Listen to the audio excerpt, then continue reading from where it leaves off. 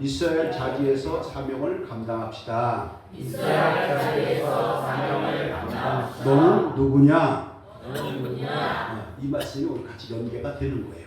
다시 한번 할게요. 너는 누구냐? 너는 누구냐? 속으로다 그러죠. 나도 나다시 어째. 주제가 좀 무거워 보이지만 전혀 그렇지 않습니다. 그리고 매월 첫 주일은 다른 때보다 좀 살짝 더 피가 되고 살이 되는 말씀을 선포하는 거 다 아시죠? 자, 사명이란 뭔가를 좀 알아보고 하면 좋을 것 같아요. 사명이 뭘까요? 선교하는 것? 전도하는 것? 사명 맞죠? 근데 보니까 제가 사전 찾아보니까 뭐라고 얘기하냐면 주어진 삶의 현장에서 내가 감당해야 할 모든 것 이렇게 얘기합니다. 그렇다면 가정에서는 남편, 아내, 자녀, 엄마, 부모의 역할 이게 사명이죠. 직장에서는 경영자, 직원, 직급에 따른 일들 이게 내게 주어진 사명 아닌가요? 또 그것뿐만이 아니죠. 교회에서는 직분자 있죠. 성도들의 책임과 의무도 있죠. 이런 것들이 우리에게 주는 사명의 현장이 돼서 장 칼백은 뭐라 그랬냐면 그것이 하나님이 내게 주신 소명이라고 이야기를 합니다. 마음에 들든 마음에 들지 않든 지금 하고 있는 일 그것이 하나님이 주신 소명의 현장인 줄로 믿습니다. 그러면 주어진 현장에서 왜 벗어나지 말고 왜 있어야 할 자리에서 사명을 감당하라고 할까? 라고 하는 것을 우리가 한번 생각을 해봐야 합니다.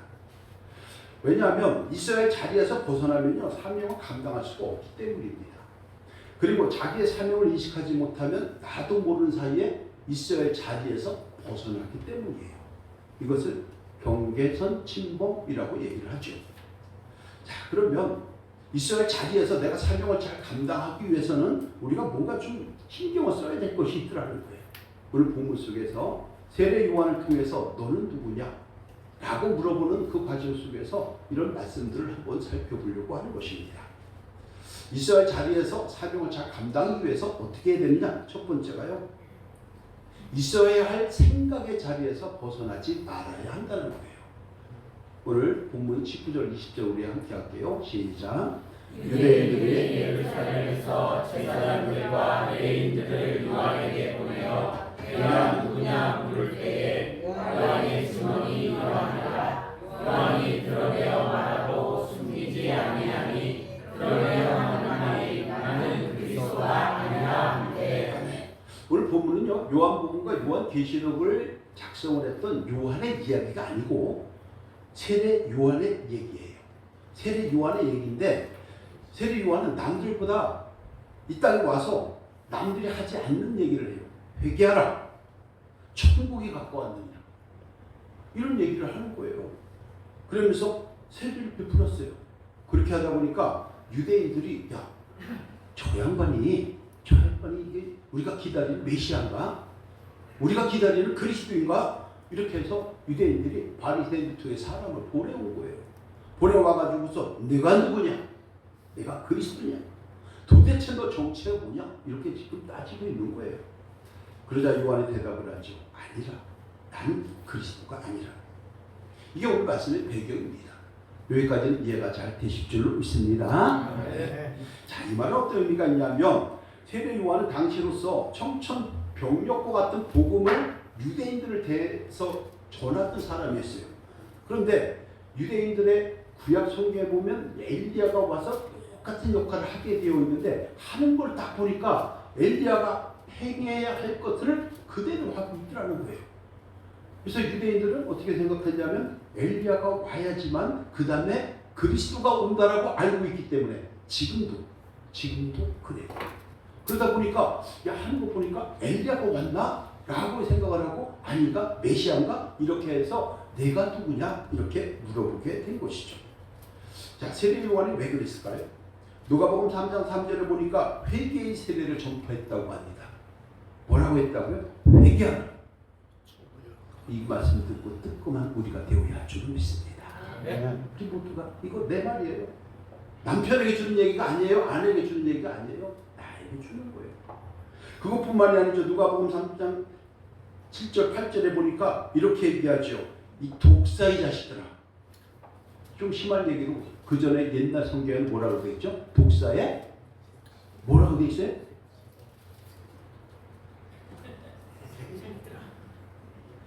독사의 새끼들아 이랬어요. 독사의 새끼들아. 누가 너희를 장차올 진노를 피하라고 하느냐. 회개에 합당한 열매를 맺으라. 막 그런 소리 치고 다니니까 사람들이 움찔움찔하죠. 죄안진 놈들이 어디 있어요. 움찔움찔할 거 아니에요. 그러니까 마음이 불편한 거예요. 불편하니까 쫓아온 거죠. 네가 누구냐? 네가 그리스도냐? 아니다 라고 얘기를 하죠. 우리 보통 사람들이 얘기하죠. 나는 그리스도는 아니야. 근데 어깨에 힘이 들어가죠. 내가 이렇게 선포했더니 말이 사람들이 구를 때처럼 바람처럼 구름처럼 몰려와갖고 환호성을 치고 환희에 차 있는 것 같으니까 고개를 뻣뻣하게 듭니다. 나 이런 사람이야. 교만하기 쉽죠. 세례 요한은 전혀 그렇지 않았습니다. 자신의 있는 모습 그대로 다 드러내면서 자신을 낮추고 앞으로 오실 주 예수 그리스도 그를 전파했다는 것입니다. 여러분, 이것이 바로 이스라엘 자리에서 맡은 사명을 감당하는 기본 자세가 되는 줄로 믿습니다. 여러분, 이스라엘 자리라는 것은 무엇을 말합니까? 세상적 자리, 주의, 위치를 먼저 생각합니다, 사람들은. 근데 그게 아니에요.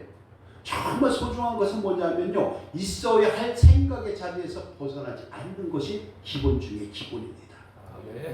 아내는 아내로서의 생각이 있어야 되고, 남편은 남편으로 생각이 있어야 되는 거고, 목회자는 목회자로서, 성도는 성도로서 생각의 범주에서 벗어나면 그것을 우리는 두 글자로 뭐라고 얘기하느냐? 사고라고 얘기하는 거예요. 여러분, 이것이 바로 생각의 자리입니다. 가치관의 자리입니다. 신앙의 자리입니다. 인격의 자리요, 품격의 자리입니다. 이 마음의 근본에서 벗어나게 되면 결과적으로 우리는 세례 요한처럼 나는 아니라 라고 얘기해야 되는데 마치 자기가 그거인 것처럼 착각을 합니다. 많은 사람들이 또 오늘 찾아오고 내일도 찾아옵니다. 오늘도 50명, 내일은 500명, 모레는 5,000명이 찾아옵니다. 그러면 나도 모르게 뽕쫙 들어가죠. 그래서 탄생하는 게 이단들이에요. 이제 얼마 안 가서 이제 신천지에 또 이만희 그 총회장이라고 했죠. 자기네들은 이제 죽을 거 아니에요. 죽으면 이제 거기 이제 어떤 편하고 올지 참 저는 이제 관심 있게 보는 편인데 그들은 안 죽는다고 하거든요. 지금도. 그런데 여러분, 왜 마음의 근본이 중요하냐? 생각이 바뀌면 마음이 바뀌잖아요. 마음이 바뀌면 행동이 바뀌잖아요. 행동이 바뀌면 인생이 바뀌죠. 인생이 바뀌면 삶의 질이 달라지기 때문이에요. 한번 간단하게 성경적인 예를 한번 들어볼게요. 요한복음 13장 2절에서 이렇게 얘기합니다. 우리 함께 할게요. 시작.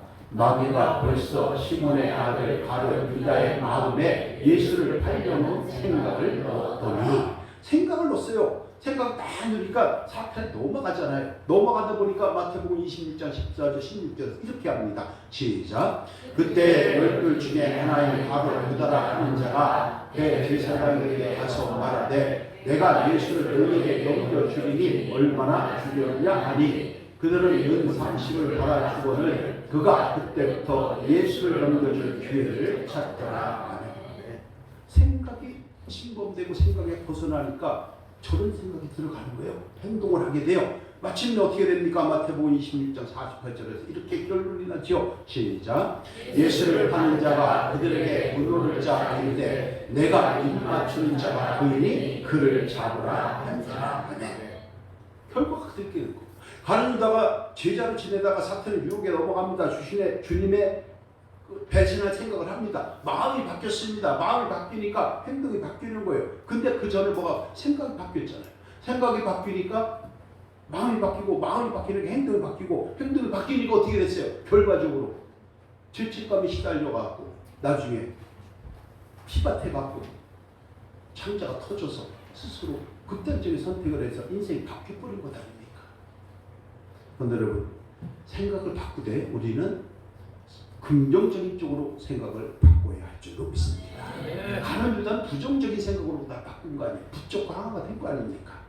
이 말씀은 정리하면 결국 내가 어떤 생각을 하느냐에 따라서 내가 있어야 할 자리에 있느냐 아니면 있어야 할 자리가 아닌 곳으로 뛰쳐나가느냐라고 하는 것들이 결정이 된다는 것이죠.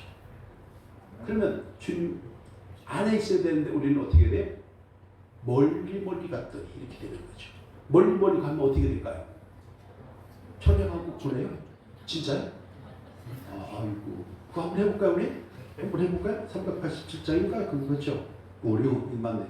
이거 틀렸으면 혼날 뻔했는데 1절만 우리 한번 해볼게요. 이스라엘 자리에서 떨어지면 어떻게 되냐면 이렇게 됩니다.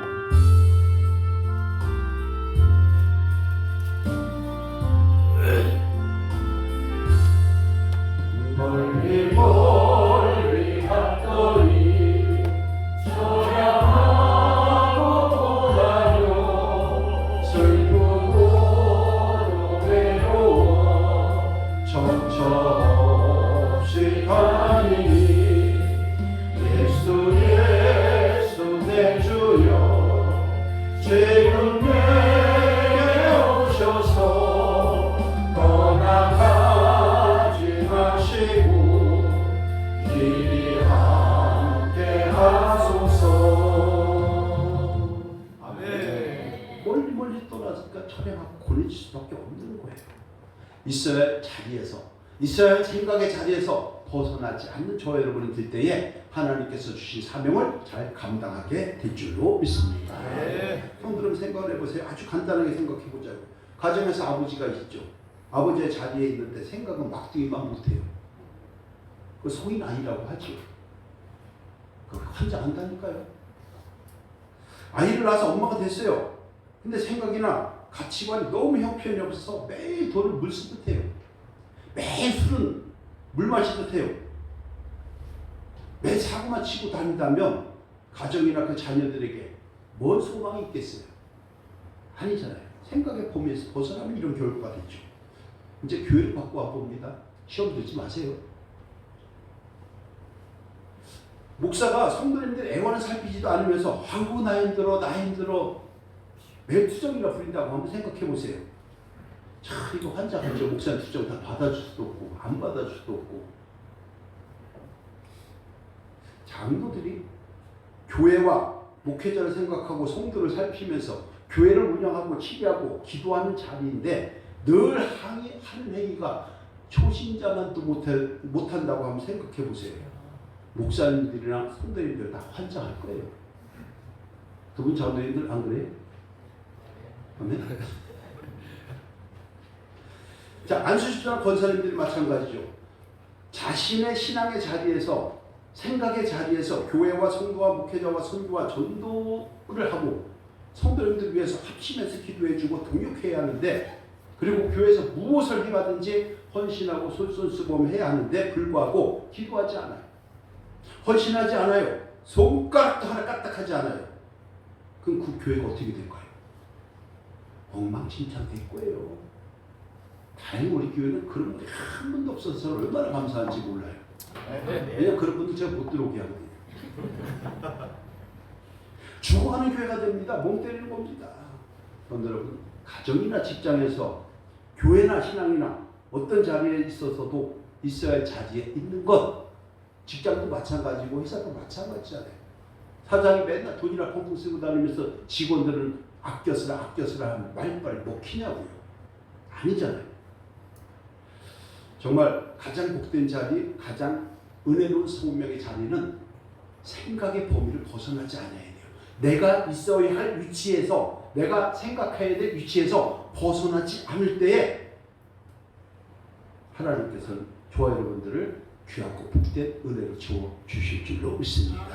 그런 은혜를 누리기를 주님의 이름으로 축원합니다. 자, 두 번째가요. 겸손의 자리에서 벗어나지 말라고 오늘 또 말씀을 합니다. 22절, 23절인데요. 우리 함께 할게요. 시작.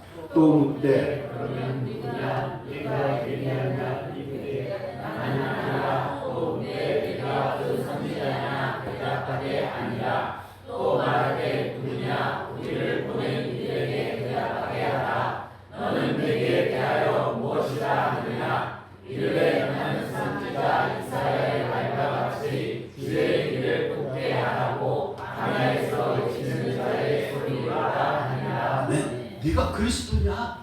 얘기하죠. 나 아니다. 그럼 너 누구냐? 너 혹시 엘리야냐? 이렇게 얘기하잖아요. 또 물어보는 거예요. 우리에게 물어봐야 합니다. 나는 누구냐? 너는 누구냐? 이렇게 물어보기 전에 나는 내 가슴에 손을 얹고 나는 누구냐? 한번 합니다. 손을 얹고 나는 누구냐? 나는 누구냐? 나는 누구냐? 나는 누구냐 한번 살펴봐야 돼요. 내가 직장에서, 사업장에서, 사장으로, 직원으로, 교회에서 권사로, 안수집사로, 목사로 살펴봐야죠. 그 말씀을 하는 거예요. 그러면서 뭐라고 얘기하느냐, 오늘 쭉 보니까 아니다. 난 그리스도 아니야. 구약 성경에 예언되어 있는 대로 난 회개했을 뿐이야 라고 얘기를 하는 거죠. 특별히 이렇게 얘기를 합니다. 너 혹시 엘리 아니냐? 또 이렇게 물어보잖아요. 그죠?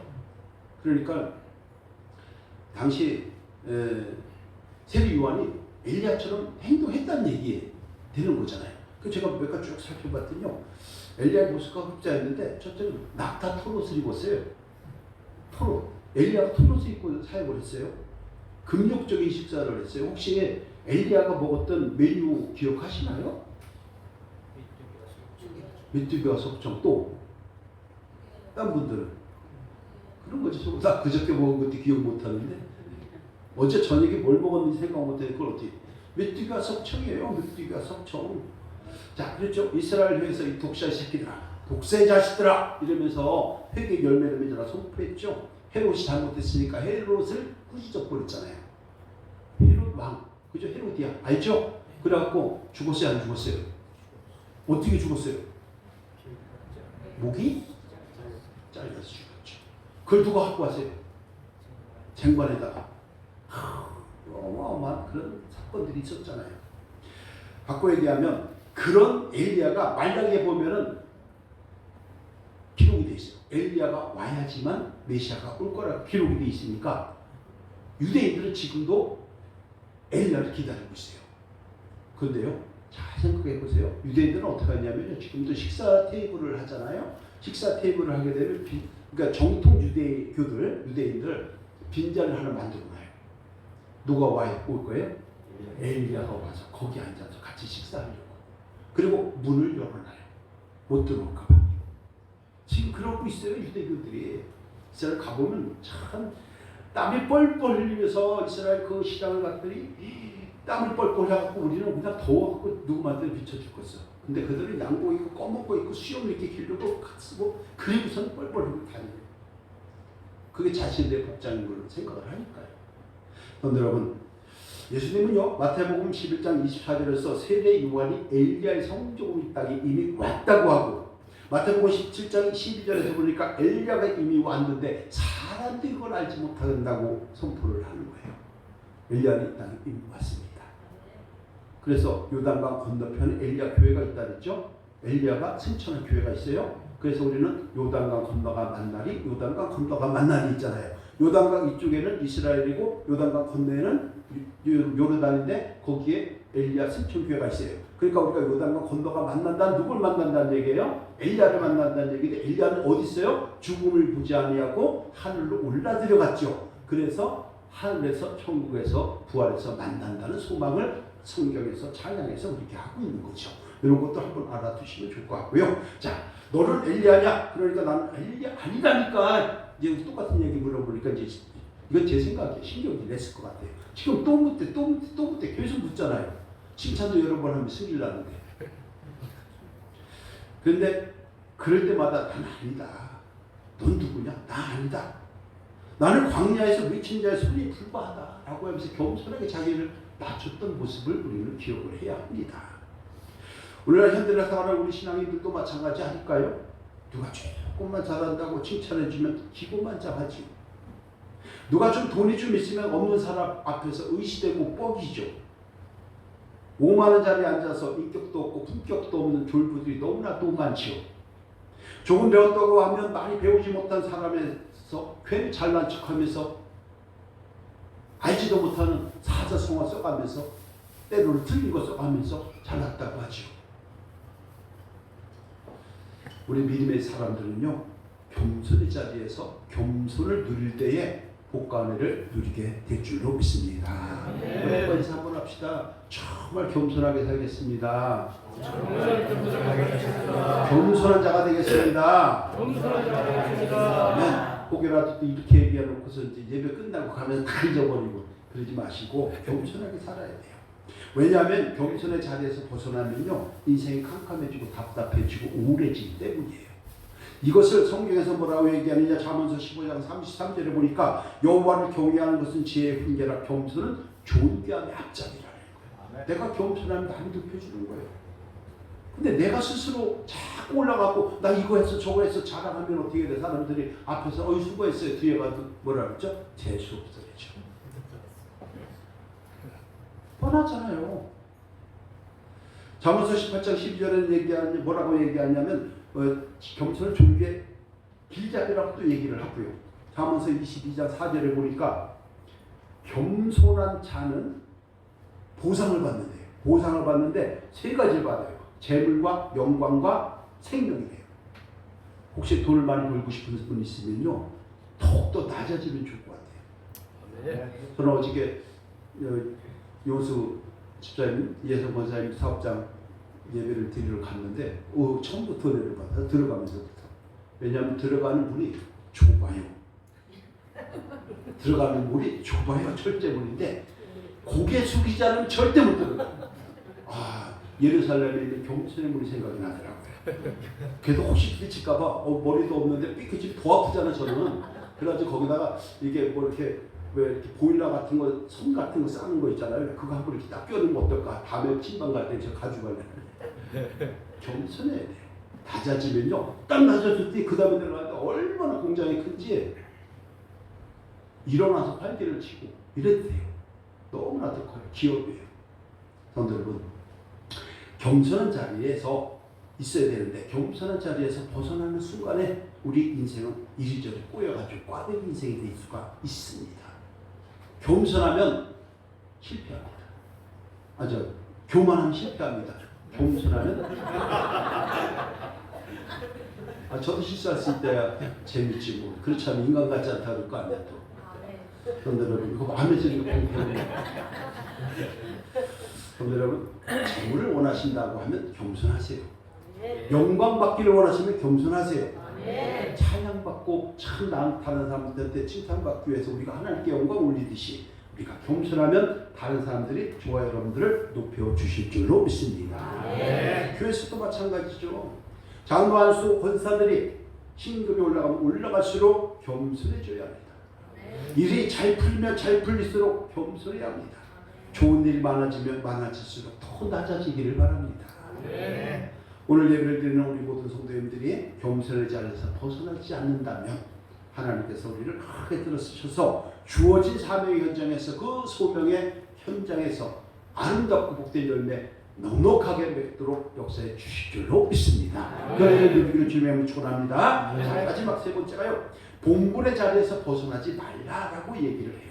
26절 27절인데요. 우리 함께 합니다. 시작. 요한이 대답하되 나는 물로 세례를 베풀거니와 너희 가운데 너희가 알지 못하는 한 사람이 있었으니 곧 내 뒤에 오시는 그이라. 나는 그의 신발끈을 풀기도 감당하지 못하겠노라. 아멘. 세례 요한은 회개하라 천국에 가까웠노라. 물로 세례를 줬지만 예수님은 성령 세례를 통해서 죄사함을 주시고 새 사람으로 거듭나게 하신 그 엄청난 것을 세례 요한은 알고 있었던 거예요. 나를 낮춘 거죠. 자기의 사역은 그야말로 아무것도 아니라고 그래요. 뭐라 그랬죠? 그의 신발끈 풀기도 감당하지 못하겠더라. 여러분, 신발끈은 신들매라고 얘기를 해요. 신들매. 이것은 뭐냐면 샌들 얘기예요. 샌들. 근데 손님들이 오면은 종들이 얼른 가갖고 발을 풀어주고 샌들을 벗겨가지고 물로 싹 씻어줘요. 그것이 기본적으로 해야 할 종들의 임무예요.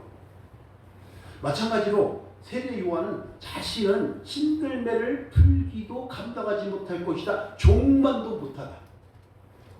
그렇게 하면서 자신의 본분에서 벗어나지 않았던 거예요.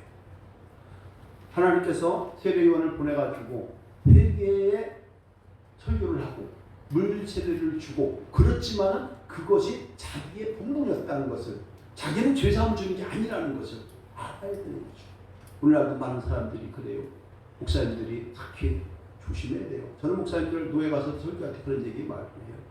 목사님들이 안수한다고 병 고쳐지고, 목사님들이 안수한다고 마음의 평안이 오르고, 맞아요. 그런데 그게 목사님이 하는 거냐고요. 목사님은 그저 손만 얻는 것 뿐이에요.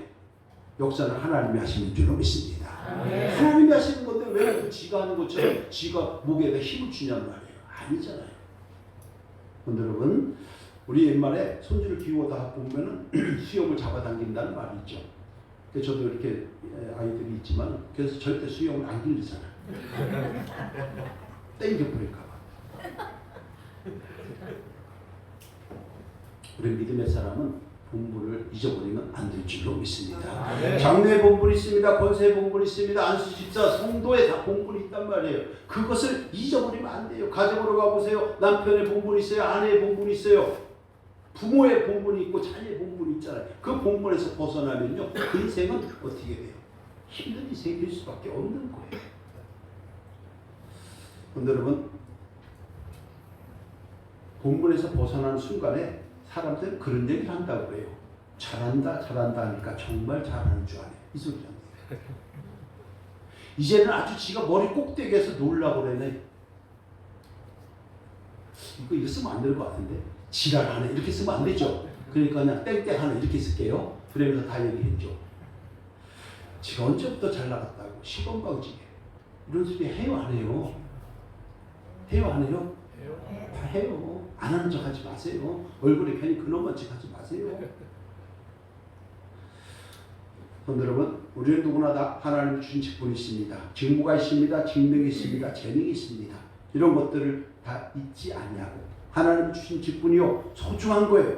이것을 잊지 않고 사명의 현장에서 잘 감당해야 할 줄로 믿습니다. 그래서 오늘 말씀 중에서 얘기하는 거죠. 자녀는 자녀다워야 되고 부모는 부모다워야 되고, 명색이 아버지인데 하는 짓이 꼭 막둥이만도 못해 문제고, 철없는 엄마가 되는 것도 더욱더 큰 문제고, 목사는 목사가 본분이 있어야 되고 장로는 장로 되고 본분이 있어야 되잖아요.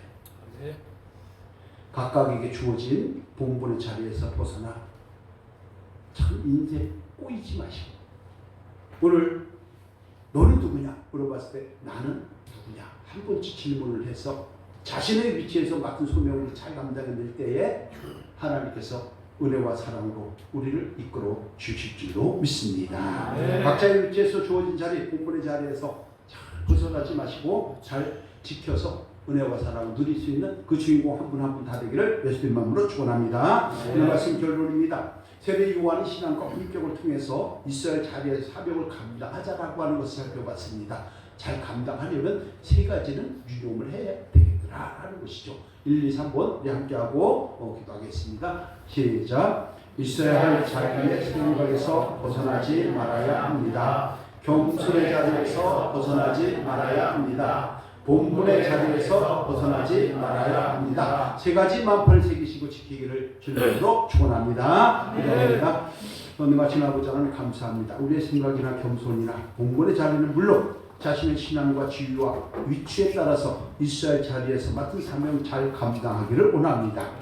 그럴 때 하나님께서 좋은 열매를 넉넉하게 맺도록 역사해 주실 줄로 믿습니다. 그런 열매를 맺고 누리는 우리 모든 성도님들, 가정, 직장, 사업장, 우리 화도합니다. 교회와 각 기관이 되어서 작지만 강한 교회, 작지만 바른 교회, 바른 성도 되게 하여 주옵소서. 예수 그리스도의 이름으로 기도드립니다.